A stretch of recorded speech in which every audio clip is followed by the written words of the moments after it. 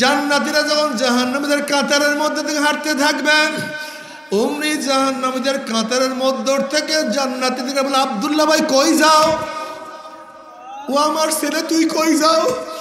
তখন ছেলে বলবে, আব্বু আমি তো জান্নাতে যাই। তখন ওই ছেলেকে বাবা ডাক দিয়া বলবে, ছেলে তুই কি দেখোস না আমি জাহান্নামের কাতারে দাঁড়াইয়া গেছি? তুই জান্নাতে যাস আর আমি জাহান্নামের কাতারে দাঁড়াইয়া গেছি, তুই কি দেখোস না? এ আমার ছেলে, তোর জন্য কত চেষ্টা করছি, কত সাধনা করছি।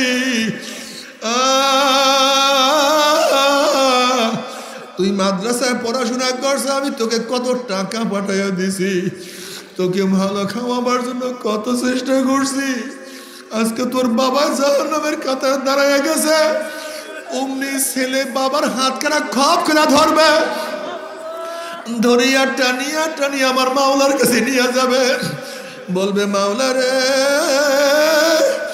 আমার বাপ মাকে যদি তুমি মাফ না করো, জান্নাতে না দাও, আমি জান্নাতে যাব না।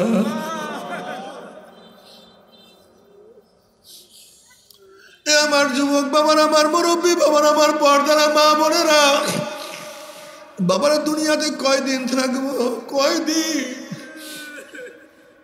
তুমি কি দেখো না যারা সারাদিন আড্ডা মারে তাদের দিন চলিয়া যায়, যারা নামাজ পড়ে তাদেরও দিন চলিয়া যায়, যারা সারাদিন গানের মধ্যে লিপ্ত তাদেরও সূর্য ডুবে, আর যারা জিকিরের মধ্যে লিপ্ত তাদেরও সূর্য ডুবে, যারা সারা রাত্র ইবাদতের মধ্যে লিপ্ত তাদেরও সূর্য উদয় হয়, আর যারা সারা রাত্র গুনার মধ্যে লিপ্ত তাদের জন্য সূর্য উদয় হয়। তুমি কি জানো যারা আমার মাওলাকে রাজি খুশি করিয়া কবরে যাইবে, জনাবে মুহাম্মদ রাসূলুল্লাহ সাল্লাল্লাহু আলাইহি ওয়াসাল্লাম রওজার সাথে সুরাক হয়ে যাবে, রাস্তা হয়ে যাবে। বলবে, মান হাজার রজুল, চেন ওই ব্যক্তিকে। যুবক দেখবে নবীর মাথার সাথে তার মাথার মিল, নবীর চেহারার সাথে তার চেহারার মিল, নবীর পোশাকের সাথে তার পোশাকের মিল, নবীর দলের সাথে তার দলের মিল, নবীর নীতি আদর্শের সাথে তার নীতি আদর্শের মিল, নবীর সাথে তার নেতার মিল। অমনি বলবে যে আমার নবী জনাবে মুহাম্মদ রাসূলুল্লাহ সাল্লাল্লাহু আলাইহি ওয়াসাল্লাম। আল্লাহ তোমার নবীকে চেনার তৌফিক দিয়ে দিও। আমিন আমিন। আল্লাহ তোমার নবীকে চেনার তৌফিক দিয়ে দিও আল্লাহ। অমনি আমার মাওলা ডাক দিয়ে আমার সাদাকা দিয়ে আমার বন্যা সত্য কথা বলছে, ওয়াফরুশুল ফরাশা মিনাল জান্নাহ ওয়াল বিসু মিনাল জান্নাহ। আমার বন্দা বান্দির গায়ের মধ্যে জান্নাতের পোশাক লাগাইয়া দে, জান্নাতের বিছানা বিছাইয়া দে, জান্নাতের নাজ নিয়ামতের গোটা কবরটাকে ভরিয়া দে। আল্লাহ কবুল করিয়া নাও। বাবার আমার ফের রাগ করিও না, তুমি তোমার কবরে রওনা করছো, আমি আমার কবরে রওনা করছি। তুমি তোমার প্রশ্নের জবাব দিবা, মান রব্বুকা, তুমি তোমার প্রশ্নের জবাব দিবা, মা দীনুকা, তুমি তোমার প্রশ্নের জবাব দিবা, মা নবী ওমান নবিয়ুকা। আল্লাহ না করুক, আল্লাহ না করুক, যদি প্রশ্নের জবাব দিতে নাই পারো, কবরের দুই পাশের মাটি এত জোরে চাপ মারবে, চাপের সঙ্গে এক পাথর হাঁটি আর এক পাথর লাগাইয়া ফালাইবে। যদি জবাব দিতে না পারো, গোটা কবরটাকে না গুনে ভরিয়া যাবে। আল্লাহ মাফ করিয়া দাও। আযাবুল কবরে হক, কোন কবরে আযাব সত্য, কোনো সন্দেহ নাই। তুমি কি বাবা ওই হাদিস দেখো না, জনাবে মুহাম্মদ রাসূলুল্লাহ সাল্লাল্লাহু আলাইহি ওয়াসাল্লাম জান্নাতুল বাকির মধ্যে ঘোরেন আর কবরবাসী দেখতে আছেন।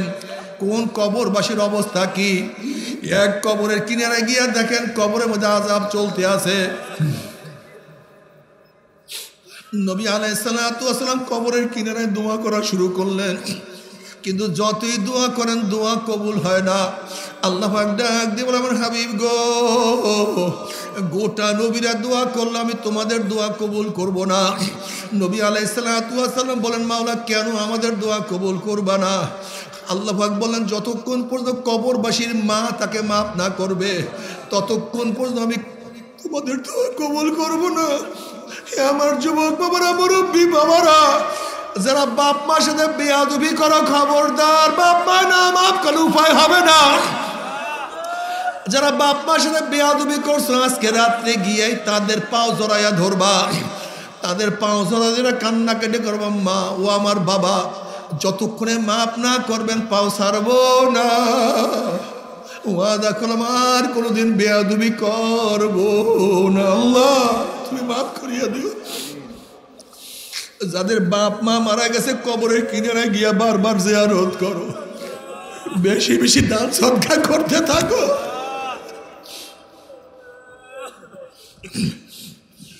নবী আলাইহিস সালাতু ওয়াস সালাম বলেন, কবরবাসীর মা কে আসো, জলদি আসো, তোমার ছেলের আযাব চলতে আছে। এক বৃদ্ধা মহিলা কবরের কিনারে হাজির হয়ে গেছে। নবী আলাইহিস সালাতু ওয়াস সালাম বলেন, তোমার ছেলের আযাব হইতে আছে, তুমি তোমার ছেলেকে মাফ করিয়া দাও। মহিলা বলতেছে, আমার ছেলের আযাব চলতেছে, আমি মাওলার শুকরিয়া আদায় করতে আছি। নবী আলাইহিস সালাতু ওয়াস সালাম বলেন, আবার কেমন কথা, তোমার ছেলের আযাব চলতে তুমি শুকরিয়া আদায় করতে আসো? তখন মহিলা বলছে, ইয়া নবী আল্লাহ, ইয়া রাসূলুল্লাহ, ঘটনা শোনেন। এই বাচ্চা যখন আমার গর্ভের মধ্যে ছিল তার বাবা দুনিয়ার থেকে বিদায় হয়ে গেছে।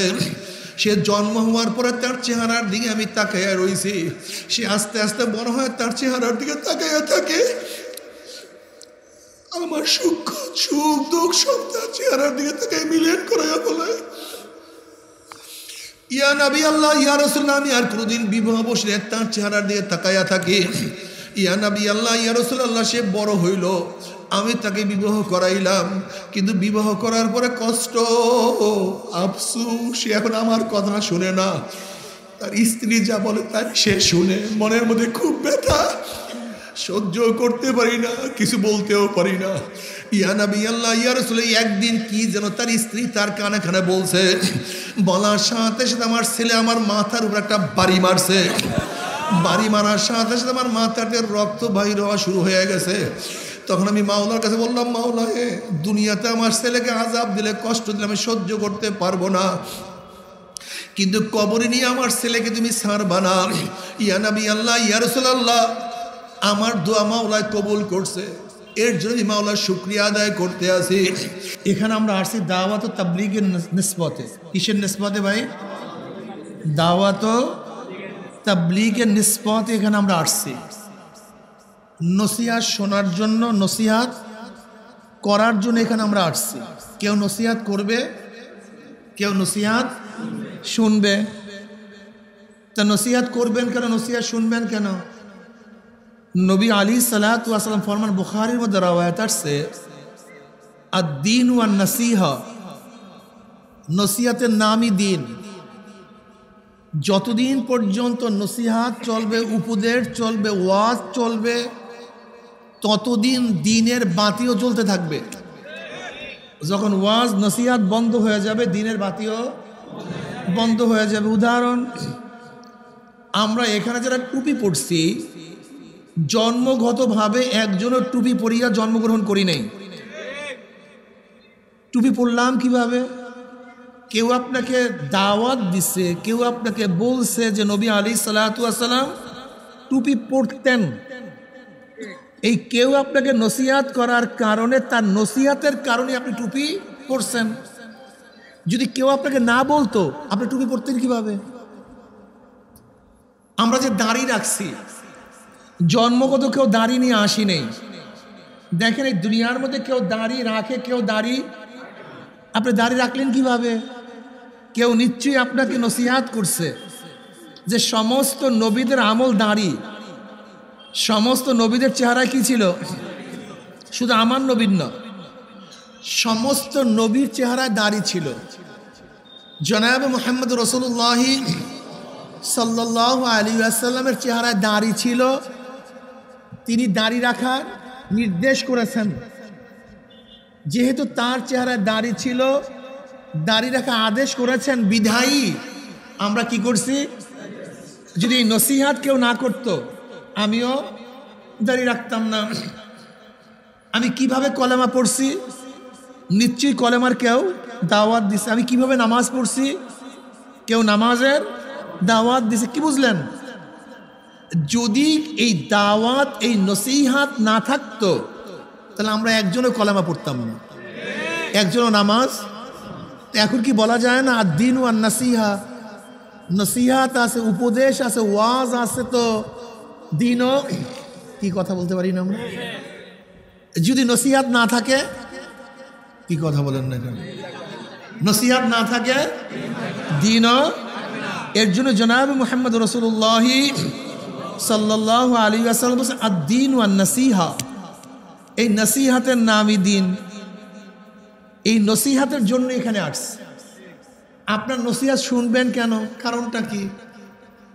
জনাব মুহাম্মদ রাসূলুল্লাহ সাল্লাল্লাহু, পড়বেন না সাল্লাল্লাহু আলাইহি? আরে ভাই জোরে বলেন সাল্লাল্লাহু আলাইহি ওয়াসাল্লাম। আপনার নবীর উপরে দুরূদ পড়বেন একবার, আমার মাওলা খুশি ও রহমত নাযিল করবে 10 বার।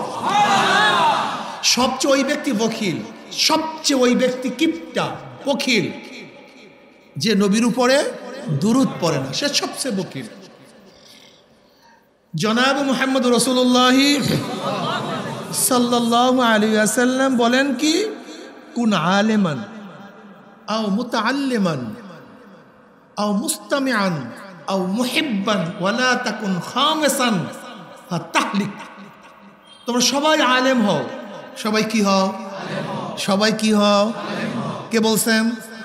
জনাব মুহাম্মদ রাসূলুল্লাহ সাল্লাল্লাহু আলাইহি ওয়াসাল্লাম। আমাকে বলুন তো, আমি বাবাকে মহব্বত করি, বাবা যদি বলে তুমি এইটা করো, আমি সেইটা যদি না করি, তাহলে কি মহব্বত হইল? মহব্বতের দাবি কি? কথা মানা। মহব্বতের দাবি কি? কথা। এখন বাবা বলছে এইটা করো, আমি বাবার কথা না শুনিয়ে খালি বাতাস করি বাবাকে, বাবাই খুশি হয়ে গেছে, ঠিক না? কি কন? এখানে বাবাই খুশি হবে কখন? যখন কথা মানবেন। আমি বাবার কথা না মানিয়ে বাবার শুধু প্রশংসা করতেছি, বাবা এরকম, বাবা ওরকম, বাবা ওরকম, বাবা খুব খুশি হয়ে গেছে না আলহামদুলিল্লাহ, কিন্তু কথা মানি নাই, বাবাই খুশি হয়েছে না? ঠিক আছে, বাবা বলছে এইটা করো, আমি বাবার কথা না মানিয়া বাবার কপালে চুমা দেই, বাবার হাতে চুম্বন দেই, বাবাই খুশি হয়ে গেছে না খুব? কথা বলেন না কেন? কেন? কারণটা কি? তা আজকেও আমাদের মধ্যে এরকম দেখা যায়, আমরা নবীর কথা মানি না, নবীর কথা শুনলে চুমা দিই। আমরা নবীর কথা মানি না, নবীর কথা শুনলে দাঁড়ায়া যাই। আমরা নবীর কথা মানি না, শুধু নবীর প্রশংসা করি। যেরকম শুধু বাবার প্রশংসা করলেই বাবাই খুশি হয় না, কথা না মানলে, বাবার কপালে চুমা দিলেই বাবাই খুশি হয় না, আদেশ না মানলে, ঠিক নবীর আদেশ না মানলে শুধু প্রশংসা করলেই আমার নবী খুশি হন না। এটা মাথার মধ্যে নেন, বোঝার চেষ্টা করুন। আপনার স্ত্রীকে আপনি বলছেন এইটা করো সেইটা করো, স্ত্রী সেইটা না করিয়া শুধু স্ত্রী আপনার তারিফ করতে আছে, স্ত্রী সেইটা করতেছে, মানে আপনার আপ্যায়ন করতেছে, খেদমত করতেছে, অথচ আপনি বলতেছেন আমার পেটে ক্ষুধা, খানা দাও, সেই খবর নাই। স্বামী খুব খুশি হয়ে যাবে, ঠিক না ভাই? আপনি কেন বুঝেন না? বোঝার চেষ্টা করুন না কেন? নবী আলাইহিস সালাতু আদেশ করছেন কুন আলেমান, তোমরা সবাই আলেম হও। কি হও? আলেম হওয়ার সুযোগ নাই, আলেম হওয়ার সুযোগ নাই। আলেমের ছাত্র হও, আলেমের কি হও? এখন আপনারা সবাই ছাত্র, সবাই ছাত্র। এখন পড়াবো, আপনারা পড়বেন, আমি শিখাবো, আপনারা শিখবেন। যদি আলেম হওয়ার সুযোগ না হয় কি হও? যদি ছাত্র হওয়ার সুযোগ না থাকে, আলেম যা বলে তা শুনো, আলেম যা বলে তা শুনো। কিন্তু তুমি এমন এক জায়গায় থাকো, সেই পাহাড়ের মধ্যে, মরুভূমির মধ্যে, সাগরের মধ্যে, আলেম হওয়ার সুযোগ নাই, ছাত্র হওয়ার সুযোগ, আলেম যা বলে শোনার সুযোগ, তাহলে কি করো? আলেমকে মোহাব্বত করো। কি করো? আলেমকে মোহাব্বত করো। 4 নাম্বারে থাকো, 5 নাম্বার হও না। তুমি আলেম হবা না, আলেমের ছাত্র হবা না, আলেম যা বলবে শুনবা না, আলেমকে মোহাব্বতও করবা না। 5 নাম্বারে গেছো তো সরাসরি জাহান্নামে যাওয়া। কোথায় যাবা? আল্লাহ নবী প্রথম আদেশ করছিলেন কি? দ্বিতীয় আলেমের, যে জাহেলরা বলে যে আলেমদের কাছে যাওয়া যাবে না, আলেমদের কথা মানা যাবে না, ইমামদের কথা শোনা যাবে না, এখন আমরা জাহেলদের কথা শুনবো না নবীর কথা শুনবো? একদল জাহেল বের হয়েছে লামুঝাবি, যারা বলে কার কথা মানা শোনা। এলেম অর্থ কি? এলেম জিনিসটি কি? আল ইলমু নূরুন। এলেম অর্থ কি? আলো। আলো কি দেখায়? পথ দেখায়। আপনি এখান থেকে ঢাকায় যাবেন, আপনার কাছে টর্চলাইট আছে, কোনো সমস্যা নাই, আপনি হাঁটতে থাকুন, ভাঙ্গা দেখবেন, সাপ দেখবেন, হিংস্র প্রাণী দেখবেন, চোর দেখবেন, ডাকাত দেখবেন। আপনার কাছে কি আছে ভাই? কি আছে? কিন্তু আপনার কাছে টর্চ লাইট নাই, আলো নাই, কিন্তু আপনাকে ঢাকায় যেতে হবে, কিন্তু কি আলো নাই, যাবেন কিভাবে আমাকে বলুন তো? আপনাকে তো ঢাকায় যেতে হবে, কিন্তু কি নাই? আলো। যাবেন কিভাবে বলেন তো? কিভাবে যাবেন? যাওয়ার পদ্ধতিটা কি? যাবেন কিভাবে? আলো নাই, ঢাকায় যেতে হবে। যার কাছে আলো আছে, যার কাছে টর্চ লাইট আছে, তুমি তার ইত্তেবা করো, তার অনুসরণ করো। তোমার কাছে লাইট না থাকলেও, আলো না থাকলে, যার কাছে আলো আছে তার ইত্তেবা অনুসরণ পিছন ধরলে সেও ঢাকায় যেতে পারবে, তুমিও ঢাকায় যেতে পারবা। কি কথা ঠিক না? কিন্তু তোমার কাছে আলো নাই, যার কাছে আলো আছে তার ইত্তেবা অনুসরণ করবা না, তাহলে কোথায় পড়বা? কোথায় পড়বা? ডাইরেক্ট গর্তের মধ্যে। এর জন্য নবী আলাইহিস সালাতু কি বলছেন? ওয়াত্তাবে সাবিলা মান আনাবা ইলাইয়া। ওয়াত্তাবে, অনুসরণ করো। ভাই মোবাইল ধরেন না, হ্যাঁ ভাইব্রেশন দিয়ে রাখেন, দিতে মোবাইল ধরবেন না। ওয়াত্তাবে সাবিলা মান আনাবা ইলাইয়া। ওয়াত্তাবে, অনুসরণ করো, তার পথ ধরো। মান আনাবা ইলাইয়া, যে আমার রাস্তা ধরছে, যে আমার পথ ধরছে, যদি তুমি তার পথ ধরতে পারো তাহলে আমার পর্যন্ত পুষিয়া যাবা। কি কথা ঠিক না?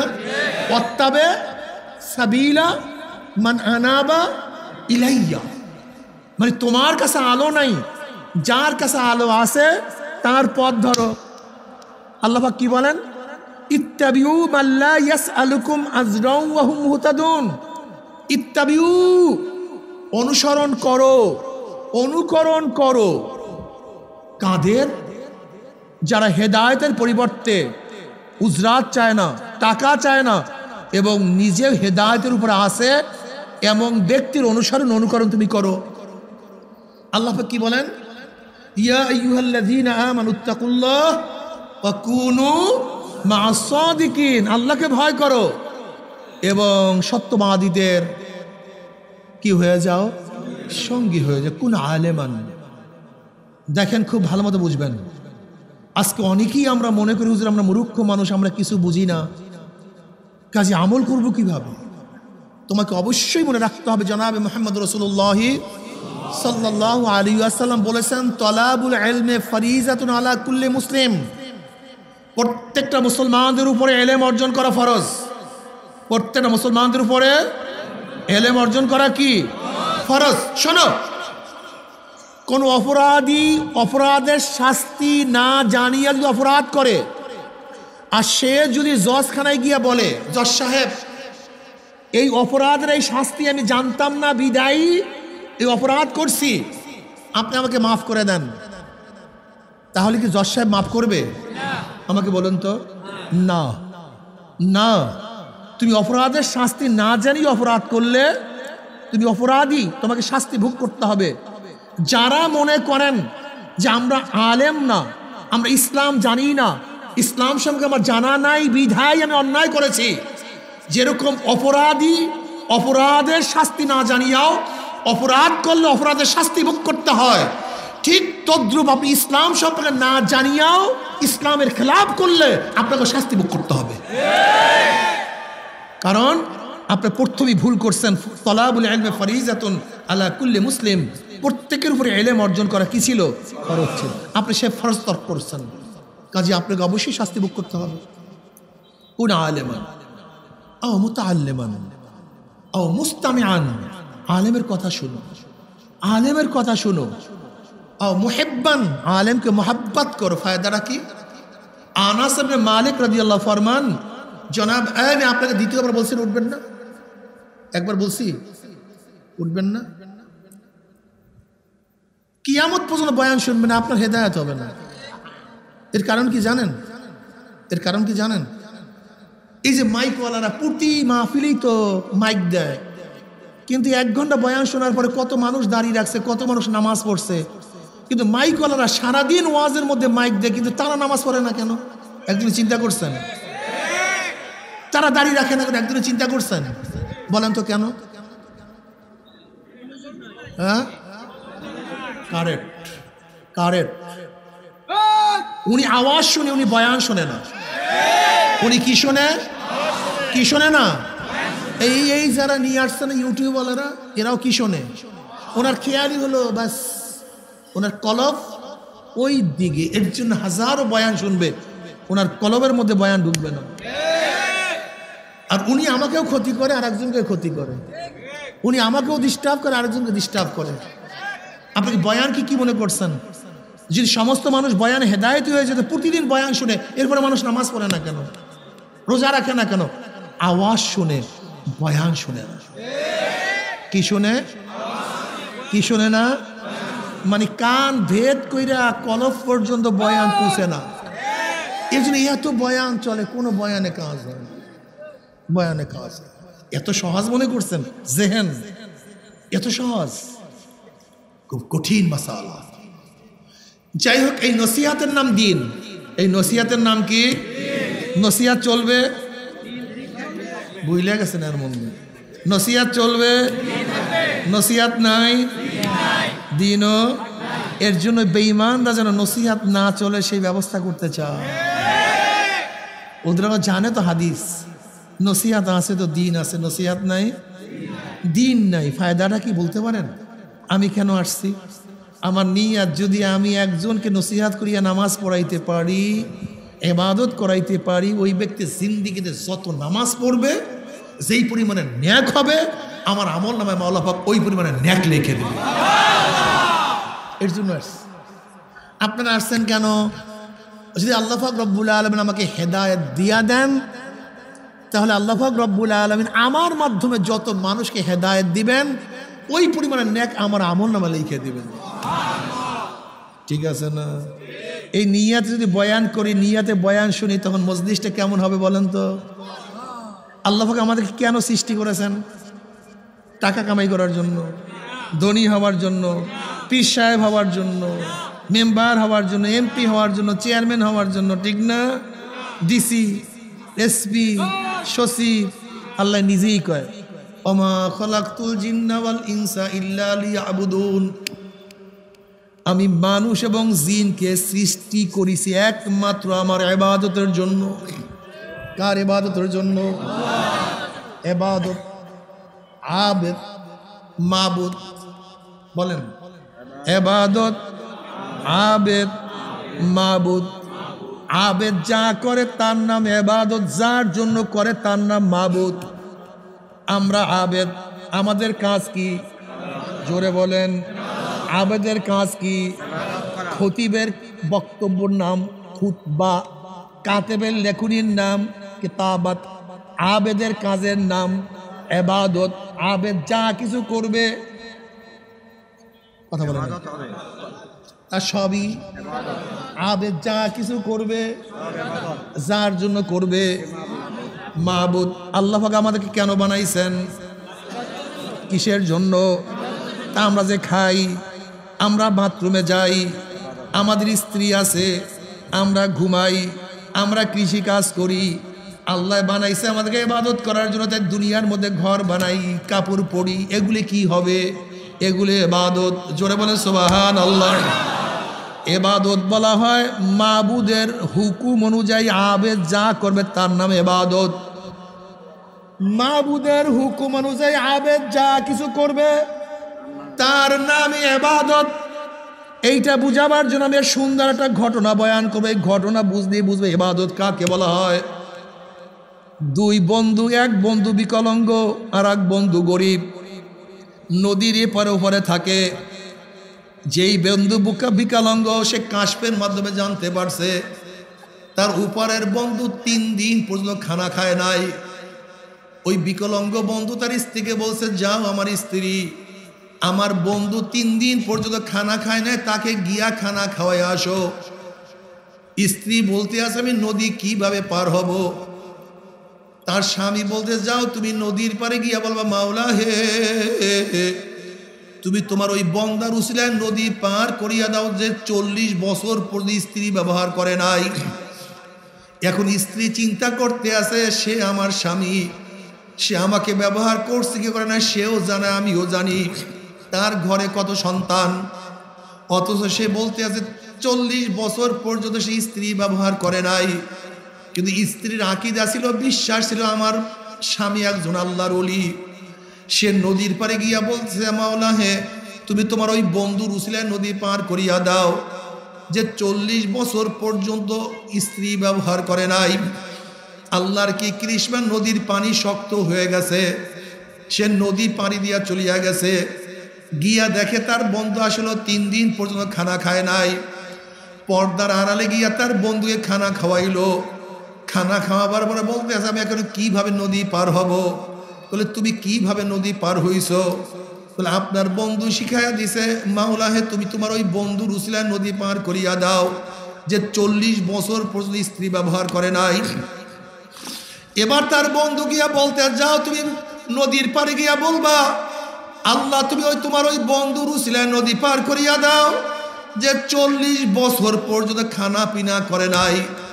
এবার ওই মহিলা আরো আশ্চর্য হয়ে গেছে, আগে পরে তো খানা খাইছে, খোদ আমার সামনে এই মাত্র খানা খাইলো, দেখি এক মিথ্যা বলিয়া নদী পার হইয়া আসছি, আর এক মিথ্যার অবস্থা কি হয়।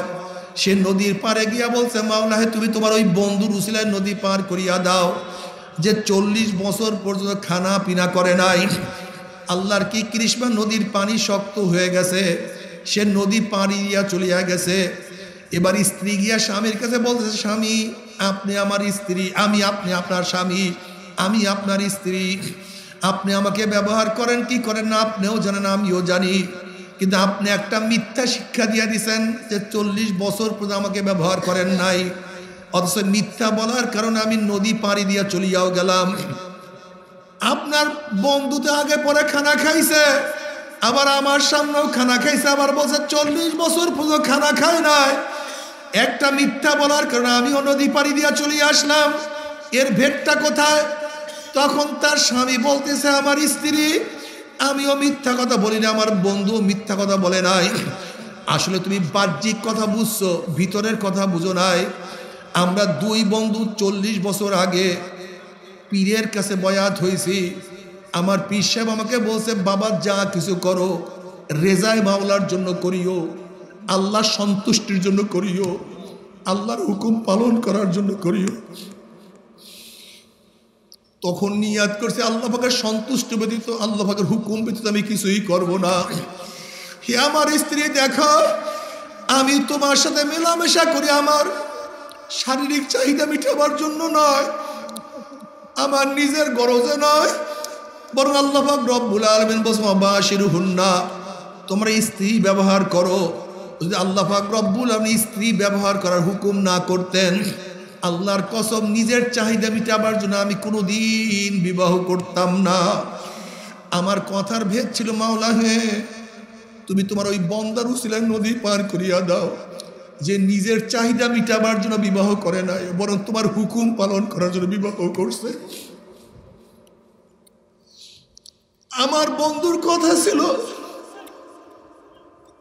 মাওলা হে, যে নিজের স্বাস্থ্য বাড়াবার জন্য, নিজের হায়াত বাড়াবার জন্য, নিজের পেট পুরাবার জন্য, জবানের স্বাদ বাড়াবার জন্য যে খানা খায় না, বরং তোমার হুকুম পালন করার জন্য খানা খায়। আল্লাহ পাক বলছে, কুলু ওয়াশরাবু, তোমরা খাও এবং পান করো। আমার বন্ধুর কথা ছিল, মাওলা হে, যে নিজের চাহিদা মিটাবার জন্য খানা খায় না, বরং তোমার হুকুম পালন করা, কুলু ওয়াশরাবু, তোমরা খাও এবং পান করো। যদি আল্লাহ পাক রব্বুল আলামিন খাওয়া এবং পান করার হুকুম না করতেন, আল্লাহর কসম, শুধু স্বাস্থ্য ভালো করার জন্য আমার বন্ধু কোনোদিন খানা খাইতেন না। তাহলে খানা খাওয়াও ইবাদত, পান করাও ইবাদত, স্ত্রী ব্যবহার করাও ইবাদত, শুধু ইবাদতই না। জনাবে মুহাম্মদ রাসূলুল্লাহ সাল্লাল্লাহু আলাইহি ওয়াসাল্লাম বলছেন, কেউ যদি হালাল ভাবে স্ত্রীর সাথে মেলামেশা করে তার সওয়াব হয়ে যাবে। ইয়া নবী আল্লাহ, এটা আবার কিসের সওয়াব? কিন্তু আমার কারণে বলেন না, যদি তুমি স্ত্রীর সাথে হালাল ব্যবহার না করতা তাহলে হারাম পন্থায় ব্যবহার করলে এটা গুনাহ হইতো। যেহেতু গুনাহ না করা এইটাই সওয়াব। আমাদের খানাও ইবাদত, পান করা ইবাদত, আমাদের খানাও ইবাদত। আল্লাহ পাক রব্বুল আলামিন কালামে পাকের মধ্যে ফরমান, ইন্না সালাতি ওয়া নুসুকি ওয়া মাহইয়ায়া ওয়া মামাতি লিল্লাহি রাব্বিল আলামিন। আমার জান ইবাদত, আমার মাল ইবাদত, আমার বাঁচিয়া থাকা, আমার মৃত্যুবরণ করা একমাত্র আল্লাহর জন্য। আমি কেন খানা খাই? আমি খানা না খেলে দুর্বল হইয়া পড়ব, আমি নামাজ পড়তে পারবো না। আমি খানা না খেলে দুর্বল হইয়া পড়ব, আমি রোজা রাখতে পারবো না। আমার স্বাস্থ্য ভালো না থাকলে অন্যার মোকাবেলা করতে পারবো না। আমার স্বাস্থ্যে শক্তি না থাকলে বেঈমানদের বিরুদ্ধে লড়াই করতে পারবো না। আমি শুধু হাতির মতো, বাঘের মতো স্বাস্থ্য করার জন্য আমি খানা খাই না, বরং আমি খানা খাই বাতিলদের বিরুদ্ধে লড়াই করার জন্য, ওদের মোকাবেলা করার জন্য, ইসলামকে বিজয় করার জন্য, ইসলামকে শক্তিশালী করার জন্য। তুমি ইসলামকে শক্তিশালী করার জন্য, ওদের মোকাবেলা করার জন্য যত লোকমা খানা খাবা, প্রত্যেক লোকমায় খানায় আমার মাওলা পাক তোমাকে ভরপুর সওয়াব দিয়া দিবে। যেহেতু আমার মাওলা পাক রব্বুল আলামিন সব সময় তোমার আমার কলবের দিকে তাকায় আছে। ইন্নাল্লাহা লা ইয়ানজুরু ইলা সুওয়ারিকুম ওয়া আমওয়ালিকুম ওয়ালাকিন ইয়ানজুরু ইলা কুলুবিকুম ওয়া নিয়াতিকুম। আমার মাওলা পাক রব্বুল আলামিন তোমার আমার কলবের দিকে তাকায় আছে। বান্দা এটা কেন করো? বান্দা কেন ঘুমাও? বান্দা কেন খাও? বান্দা কেন হাঁটো? বান্দা কেন কথা বলো? বান্দা তুই কেন বিবাহ শাদী করছো? আমি যদি বিবাহ শাদীর জন্য করি আমার আওলাদ হবে, কিয়ামতের ময়দানে নবী তার উম্মতদেরকে নিয়ে গর্ব করবে। আমার আওলাদ আলেম হবে, আমি মারা যাওয়ার পর আমার জন্য দোয়া করবে। আমার আওলাদ দিনদার হবে, নেককার হবে, কবরের কাছে দাঁড়ায় বলবে, মাওলা রে, আমার বাবা আমার জন্য এত সাধনা করছে, এত কষ্ট করছে, আমার বাবা নিজে না খেয়ে আমাকে খাওয়াইছে, আমার বাবা নিজে না পরে আমাকে কত সুন্দর জামা পরাইছে, আমার বাবার পায়ে জুতা ছিল না, আমাকে কত দামি জুতা পরাইছে, বিদেশে থাকিয়া জীবনটাকে শেষ করিয়া ফলাইছে। মাওলা হে, আমার বাবাকে মাফ করিয়া দাও, আমার বাবাকে ক্ষমা করিয়া দাও। তুমি কি হাদিসের ওই ঘটনা দেখো নাই, হাদিস পড়ো নাই? জনাবে মুহাম্মদ রাসূলুল্লাহ সাল্লাল্লাহু আলাইহি ওয়াসাল্লাম ফরমান, যখন এতিম বাচ্চা মক্তবে গিয়া বিসমিল্লাহির রহমানির রহিম বলিয়া টান দেয়, আমার মাওলা ডাক দিয়ে বলে, হে ফেরেশতারে, আমার না বলে, সে আমাকে বলছে রহমান, সে আমাকে বলছে রহিম। আমি রহমান, আমি রহিম, আমি রহমান, আমি রহিম। এই বাচ্চা আমাকে রহমান রহিম বলিয়া ডাক মারছে। এরপরেও যদি ওর বাবা মার কবরের মধ্যে আমি শাস্তি দেই, আমার রহমান গিরি থাকে না, রহিম গিরি থাকে না। এ ফেরেশতারা সাক্ষী দেয়, এতিম রহমান বলার সাথে সাথে, এতিম রহিম বলার সাথে সাথে ওর কবরের আযাব মাফ করিয়া দিলাম। ওর বাপ মার কবর আযাব মাফ করিয়া দিয়েছি। এ মুসলমান বাবারা, তুমি কোন সন্তান জন্ম দিছ? তোমার সন্তান তো দাঁড়াইয়া প্রস্রাব করে, তোমার সন্তান মদের মধ্যে পড়িয়া থাকে, ডুবিয়া থাকে, তোমার সন্তান জুয়ার মধ্যে ব্যস্ত, তোমার সন্তান গুনার মধ্যে লিপ্ত। তুমি কি জানো কি সন্তান জন্ম দিছ? কিয়ামতের ময়দানে সন্তানরা বলবে, মাওলা হে, যেই বাপ মার কারণে আমি জাহান্নামী হয়ে গেছি, ওই বাপ মাকে নিয়ে আসো, ওদেরকে পায়ের মধ্যে ডলিয়া পাড়াইয়া তারপর আমি জাহান্নামে যাব।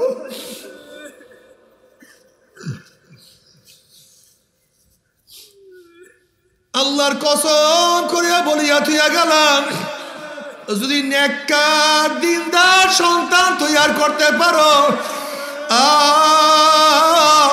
তুমি কি হাদিসের মধ্যে দেখো নাই জান্নাতীরা যখন জাহান্নামীদের কাতারের মধ্যে থেকে হাঁটতে থাকবেন, অমনি জাহান্নামীদের কাতারের মধ্য থেকে জান্নাতীরা বলে, আব্দুল্লাহ ভাই কই যাও? ও আমার ছেলে, তুই কই যাও? তখন ছেলে বলবে, আব্বু আমি তো জান্নাতে যাই। তখন ওই ছেলেকে বাবা ডাক দিয়া বলবে, ছেলে তুই কি দেখোস না আমি জাহান্নামের কাতারে দাঁড়াইয়া গেছি, তুই জান্নাতে যাস আর আমি জাহান্নামের কাতারে দাঁড়াইয়া গেছি, তুই কি দেখোস না? হে আমার ছেলে, তোর জন্য কত চেষ্টা করছি, কত সাধনা করছি, তুই মাদ্রাসায় পড়াশোনা করছ, আমি তোকে কত টাকা পাঠাইয়া দিছি, তোকে ভালো খাওয়াবার জন্য কত চেষ্টা করছি, আজকে তোর বাবা জাহান্নামের কাতারে দাঁড়াইয়া গেছে। অমনি ছেলে বাবার হাত কাটা খপ করে ধরবে, ধরিয়া টানিয়া টানিয়া আমার মাওলার কাছে নিয়ে যাবে, বলবে, মাওলা রে, আমার বাপ মাকে যদি তুমি মাফ না করো, জান্নাতে না দাও, আমি জান্নাতে যাব না।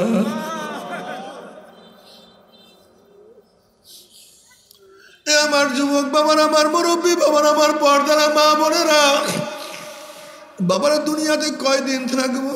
কয়দিন? তুমি কি দেখো না যারা সারাদিন আড্ডা মারে তাদের দিন চলিয়া যায়, যারা নামাজ পড়ে তাদেরও দিন চলিয়া যায়, যারা সারাদিন গানের মধ্যে লিপ্ত তাদেরও সূর্য ডুবে, আর যারা জিকিরের মধ্যে লিপ্ত তাদেরও সূর্য ডুবে, যারা সারা রাত্র ইবাদতের মধ্যে লিপ্ত তাদেরও সূর্য উদয় হয়, আর যারা সারা রাত্র গুনার মধ্যে লিপ্ত তাদের জন্য সূর্য উদয় হয়। তুমি কি জানো যারা আমার মাওলাকে রাজি খুশি করিয়া কবরে যাইবে, জনাব মুহাম্মদ রাসূলুল্লাহ সাল্লাল্লাহু আলাইহি ওয়াসাল্লাম রওজার সাথে সুরাখ হয়ে যাবে, রাস্তা হয়ে যাবে, বলবে মান হাজার রজুল, চেন ওই ব্যক্তিকে।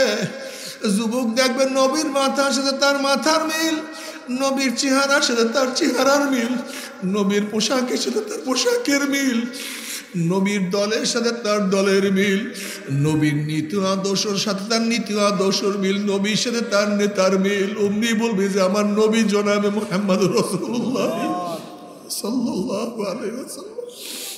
আল্লাহ তোমার নবীকে চেনার তৌফিক দিয়ে দিও,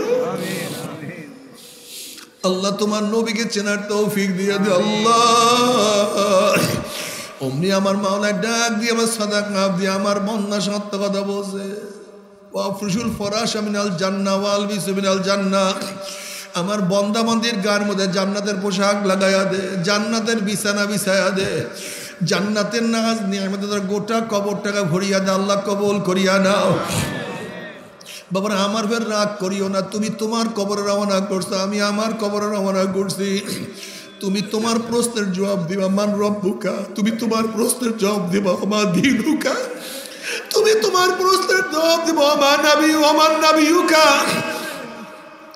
আল্লাহ না করুক, আল্লাহ না করুক, যদি প্রশ্নের জবাব দিতে নাই পারো, কবরের দুই পাশের মাটি এত জোরে চাপ মারবে, চাপের শুনে এক পাথরের হাঁটি আর এক পাথর লাগাইয়া ফালাইবে। যদি জবাব দিতে না পারো, গোটা কবরটাকে না গুনে ভরিয়া যাবে, আল্লাহ মাফ করিয়া দাও। আযাবুল কবরে হাক্কুন, কবরে আযাব সত্য, কোনো সন্দেহ নাই। তুমি কি বাবা ওই হাদিস দেখো না, জনাবে মুহাম্মদ রাসূলুল্লাহ সাল্লাল্লাহু আলাইহি ওয়াসাল্লাম জান্নাতুল বাকির মধ্যে ঘোরেন আর কবরবাসী দেখতে আছেন। কোন কবরবাসীর অবস্থা কি? এক কবরের কিনারে গিয়ে দেখেন কবরের মধ্যে আযাব চলতে আছে। নবী আলাইহিস সালাতু ওয়াস সালাম কবরের কিনারে দোয়া করা শুরু করলেন, কিন্তু যতই দোয়া করেন দোয়া কবুল হয় না। আল্লাহ পাক ডাক দিয়ে বলে, আমার হাবিব গো, গোটা নবীরা দোয়া করলে আমি তোমাদের দোয়া কবুল করব না। নবী আলাইহিস সালাতু ওয়াস সালাম বলেন, মাওলা কেন আমাদের দোয়া কবুল করবা না? আল্লাহ পাক বলেন, যতক্ষণ পর্যন্ত কবরবাসীর মা তাকে মাফ না করবে ততক্ষণ পর্যন্ত আমি তোমাদের দোয়া কবুল করবো না। হে আমার যুবক বাবারা, মুরব্বী বাবারা, যারা বাপ মার সাথে বেয়াদবি করো, খবরদার, বাপ মা না মাফ করলে উপায় হবে না। যারা বাপ মার সাথে বেয়াদবি করছো, আজকে রাত্রে গিয়ে তাদের পাও জড়াইয়া ধরবা, তাদের পাও জড়াইয়া কান্না কেটে করবা, মা ও আমার বাবা, যতক্ষণে মাফ না করবেন পাও ছাড়বো না। ওয়াদা করলাম আর কোনোদিন বেয়াদবি করবো না। আল্লাহ তুমি মাফ করিয়া দিও। যাদের বাপ মা মারা গেছে কবরের কিনারে গিয়া বারবার জিয়ারত করো, বেশি বেশি দান সদকা করতে থাকো।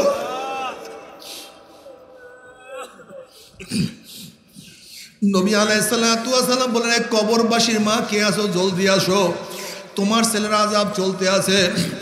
এক বৃদ্ধা মহিলা কবরের কিনারে হাজির হয়ে গেছে। নবী আলাইহিস সালাতু ওয়াস সালাম বলেন, তোমার ছেলের আযাব হইতে আছে, তুমি তোমার ছেলেকে মাফ করিয়া দাও। মহিলা বলতেছে, আমার ছেলের আযাব চলতেছে, আমি মাওলার শুকরিয়া আদায় করতে আছি।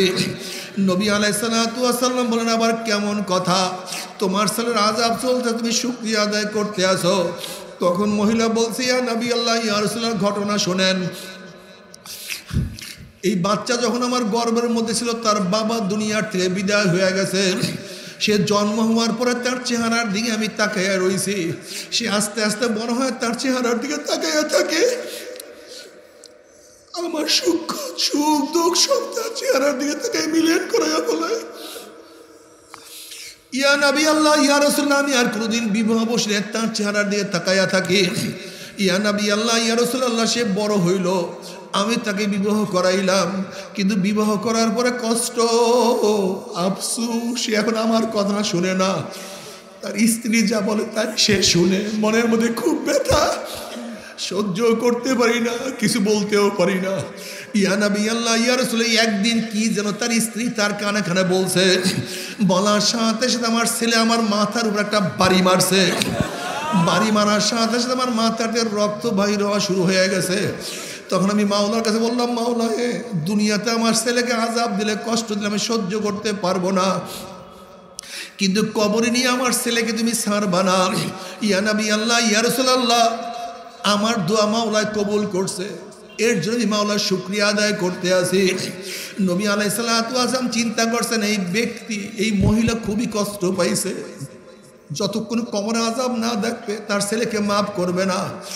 মাওলার কাছে বললাম, মাওলা, হে যতক্ষণ পর্যন্ত মহিলা তার কবর আযাব না দেখবে ততক্ষণ পর্যন্ত তাকে মাফ করবে না, তুমি তাকে একটু কবর আযাব দেখাইয়া দাও। যখনই ওই মহিলা কবর আযাব দেখা শুরু করছে, এখন চিল্লার বলে, ইয়া নবী আল্লাহ, ইয়া রাসূলুল্লাহ, আমি আমার ছেলেকে মাফ করিয়া দিলাম, মাফ করিয়া দিলাম।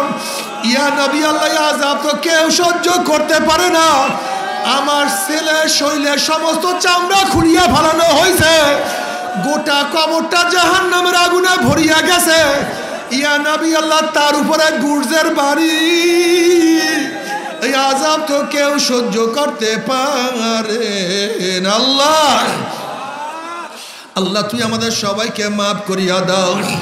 এর জন্য আমার যুবক বাবার, আমার মুরব্বী বাবা, খবরদার, বাবা মার সাথে বেয়াদবি করিও না। বাবা মার সাথে বেয়াদবি করলে কোনো উপায় হবে না। এই কবরের মধ্যে হাজার হাজার হাজার হাজার বছর থাকতে হবে, এরপরে কিয়ামতের ময়দান। আল্লাহ, তুই আমাদের সবাইকে মাফ করিয়া দাও। বালেগ হওয়ার পর থেকে মৃত্যুর আগ পর্যন্ত যত ন্যাক করছো, যত গুনাহ করছো, সমস্ত ন্যাক এবং সমস্ত গুনাহকে ওজন করা হবে। যদি ন্যাকের পাল্লা ওজন হইয়া যায়, আমার মাওলার জান্নাতের ফয়সালা করিয়া দিবে। আল্লাহ সবাইকে কবুল করিয়া নেন, আল্লাহ সবাইকে কবুল করিয়া নেন। আল্লাহ ন্যাকের পাল্লা ওজন করিয়া দিয়েন। আর যদি ন্যাকের পাল্লা হালকা হইয়া যায়, গুনার পাল্লা ভারী হইয়া যায়, আল্লাহ জাহান্নামের ফয়সালা করিয়া দিবে। আল্লাহ, তুমি আমাদের সবাইকে মাফ করিয়া দাও। তুমি কি জানো জাহান্নাম কোন জিনিস? জাহান্নামের মধ্যে জাহান্নামীদের একটা পোশাক পরাইয়া দেওয়া হবে, সুতির কোনো পোশাক না, উলের কোনো পোশাক না, রেশমি কাপড়ের কোনো পোশাক না। ওই জামাটা হবে জাহান্নামের আগুনের জামা। ওই জাহান্নামের আগুনের জামা যখন জাহান্নামীকে পরাইয়া দেওয়া হবে, শরীরের সাথে এমন ভাবে সেট হয়ে যাবে, জাহান্নামী জামা ছেড়ার যত চেষ্টা করবে, জামা ছেড়তেও পারবে না, সহ্য করতে পারবে না। ওই জাহান্নামের জামার আগুন সমস্ত চামড়া গোশত পুরাইয়া সরকার করিয়া ফেলাইবে। আল্লাহ তুই আমাদের সবাইকে মাফ করিয়া দাও, সবাইকে ক্ষমা করিয়া দাও। ও আমার যুবক বাবারা, আমার মুরব্বী বাবারা, ও আমার পর্দালে মা বোনেরা, আমার শেষ বয়ানটা খুব ভালো মতো মনে রাখার চেষ্টা করিও। বাবারে মূর্খ থাকার জন্য চেষ্টার প্রয়োজন হয় না, ভালো শিক্ষিত হওয়ার জন্য চেষ্টার প্রয়োজন। জেলখানায় যাওয়ার জন্য সাধনা করার দরকার হয় না, বালাখোনা ওঠার জন্য সাধনার প্রয়োজন হয়। জঙ্গল ফলাবার জন্য চেষ্টার প্রয়োজন হয় না, ফসল ফলাবার জন্য চেষ্টার প্রয়োজন হয়। জাহান্নামে যাওয়ার জন্য চেষ্টার দরকার হয় না, কিন্তু জান্নাতে যাওয়ার জন্য চেষ্টা লাগবে, সাধনা লাগবে।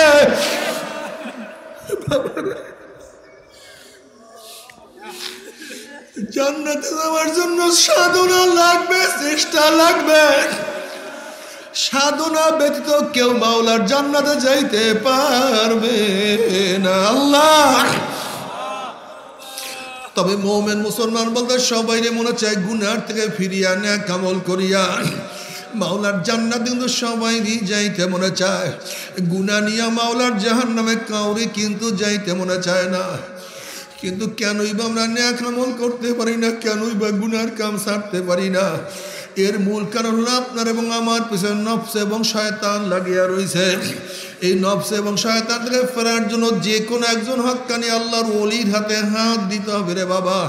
খবরদার, বর্তমান জমানায় পীর মুরিদের নামে ভেজাল, ব্যবসা, দলাদলি, হিংসা, হাসাদে পরিণত হয়ে গেছে।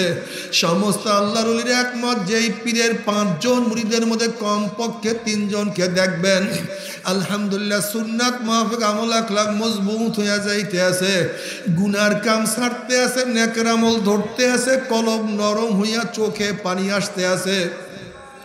বৃক্ষতর নাম কি, ফলে পরিচয়। আমি চরমুনাই বুঝি না, চরমুনার দাওয়াত প্রশংসা প্রচার প্রসার করার জন্য আসি না রে বাবা। চরমুনায় যাওয়ার তোমার কোনো দরকার নাই, কোনো দরকার নাই, কোনো দরকার নাই। তুমি যার কাছে গিয়া পারো গুনার কাম সারো, নেকের আমল ধরো, কলব নরম করিয়া চোখে পানি নিয়া মাওলার কবরে যাইও। যেরকম দুনিয়ার ঘরে আগুন লাগলে পানি সারা নিবানো যায় না, ঠিক তদ্রুপ তোমার এবং আমার গুনার দ্বারা যেই জাহান্নামের আগুন জ্বলিয়া রইছে, চোখের পানি ওসার জাহান্নামের আগুন নিবানো সম্ভব না। কাজে বাবা আমার জন্য দোয়া চাই, আমিও দোয়া করি, সবাই সবার জন্য প্রাণ খুলিয়া দোয়া করো, যেন কিয়ামতের ময়দানে গলাগলি বাঁধিয়া মাওলা একসাথে জান্নাতে যাওয়ার তৌফিক দিয়া দেয়। আল্লাহুম্মা আমিন, আল্লাহুম্মা আমিন। ও আমার পর্দালে মা বোনেরা 2 হাত তুলিয়া মাওলার দরবারে কান্দো আর মাওলার কাছে মাপ চাও। কান্না না আসলে মনের বুঝরে মন একদিন এই ঘরের দরজা দিয়া নতুন বউ হইয়া উঠছিল রে মন। কত মেয়েগুলোকে শরবত খাওয়াইছে, কত মেয়েগুলোকে মাতাস করছে, আবার একদিন এই ঘরের দুয়ার দিয়ে মরালা শুয়ে বাইর হব। ছেলে কানবে মা মা করে, মেয়ে কানবে মা মা করে, ওরে মন জবাব তোমার দিব। আল্লাহ আল্লাহ কত আলেম ওলামা দিনে হাত তুললাম রে মাওলা। আল্লাহ কত সাদা দাড়িওয়ালা ভাইদেরকে নিয়ে হাত তুললাম রে মাওলা। আল্লাহ কত বেগুনার না বলে তালবে ইলম ভাইদেরকে নিয়ে হাত তুললাম রে মাওলা। আল্লাহ কত জাকিরিন শাকিরিন তোমার খাস খাস বান্দাদেরকে নিয়ে হাত তুললাম রে মাওলা। আল্লাহ আমি তো গুনাহগার, আমার গুনার দিকে না তাকাইয়া তোমার যেই বান্দার হাত পছন্দ হয়, তোমার যেই বান্দার হাত পছন্দ হয় তার উসলে আমাদের সবার গুনাহ কথা মাফ করে দাও। আল্লাহ তুমি মাফ করবাই না, ক্ষমা করবাই না, তাহলে তোমার বান্দার এখানে কেন আসছে? কি পাওয়ার জন্য আসছে, কি চাওয়ার জন্য আসছে? আমরা দুনিয়া পাওয়ার জন্য আসি নাই, দুনিয়া চাওয়ার জন্য আসি নাই, দুনিয়ার বিপদে পড়িয়াও আসি নাই। কেউ নামাজ কাজা করিয়া ফেলাইছে, কেউ রোজা সারিয়া দিছে, কেউ বিপদ অপকর্মের মধ্যে লিপ্ত হয়ে গেছে। কেউ হারাম কবিরা গুনাহ করিয়া ফেলাইছি আল্লাহ আমরা জাহান্নামের কাজ করিয়া ফেলাইছি আল্লাহ জাহান্নামের খাতার থেকে আমাদের নামটা কাটিয়া দাও আল্লাহ জাহান্নামের খাতার থেকে আমাদের নামটা কাটিয়া দাও আল্লাহ জান্নাতুল ফিরদাউসের মধ্যে আমাদের নামটা উঠায় নাও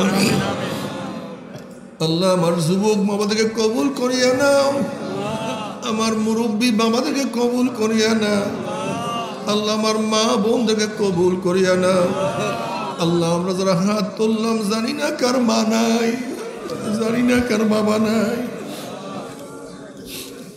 স্ত্রী নাই স্বামী নাই দাদা নাই দাদু নাই নানা নাই নানু নাই ভাই নাই বন্ধু নাই আত্মীয় নাই স্বজন নাই আল্লাহ তারা কবরে শুয়ে আছে জানি না আল্লাহ তাদের কবর আযাবকে মাফ করে দাও তাদের কবরকে জান্নাতের বাগিচা বানায় দাও খাস করে আমাদের শাইখ মুর্শিদের কবরকে জান্নাতের বাগিচা বানায় দাও মা দাদা সহ तमाम দুনিয়ার মাশায়েখদের মাকামকে জান্নাতের মধ্যে বুলন্দ করে দাও আমাদের আহলাউল্লাহ তোমার খাস গোলাম বান্দা কবুল করে নাও রব্বানা হাব লানা মিন আজওয়াজিনা ওয়া যুররিয়াতিনা قرة عين واجعلنا للمتقين إماما رب ارحمهما كما ربياني صغيرا وصلى الله تعالى على خير خلقه محمد وآله وأصحابه وأزواجه وأتباعه أجمعين ارحمنا معهم